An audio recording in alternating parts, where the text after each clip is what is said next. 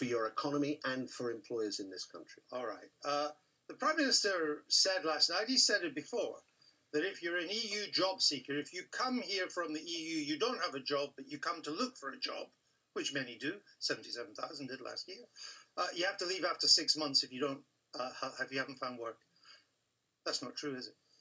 Well, it is the strict application of habitual residency. I mean, it's something that would take quite a bureaucracy to actually police. But habitual residency is not the law here. The law is European law.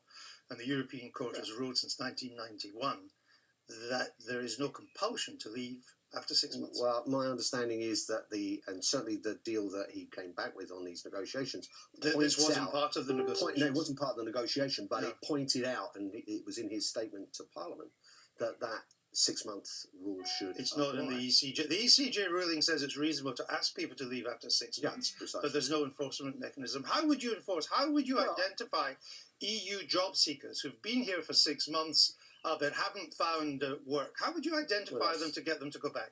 That's the difficulty. But I don't think it's impossible. So therefore it's meaningless. I don't think it's impossible if you're still within the European Union and if this issue is something you could discuss amongst other European Union countries, because it's of course reciprocal for our people who go to look for work abroad, that you could resolve that. But how? This law has been enforced since 2014. Are you aware of any EU job seekers that have been sent back under it? I'm not aware of any, but... No. And you've just said we need to discuss. So it's not part of the deal. At the moment, it's also under EU law. You are not allowed to systematically verify.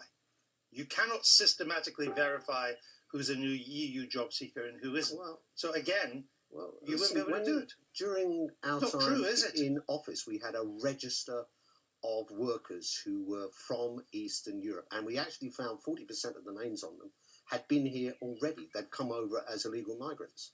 As David Blunkett pointed out in a speech the other day. Illegal migrants, we're not talking about illegals. Yeah, well, but it's another aspect of this that we can tackle if we're in the European Union. Could you accept that there is no compulsion for an EU job seeker who's been here for 6 months and hasn't got work to go back home? I don't think that's been implemented. No, I don't think that's. Okay. I'm not saying it can't be implemented, but it's not implemented at the moment. Thank you.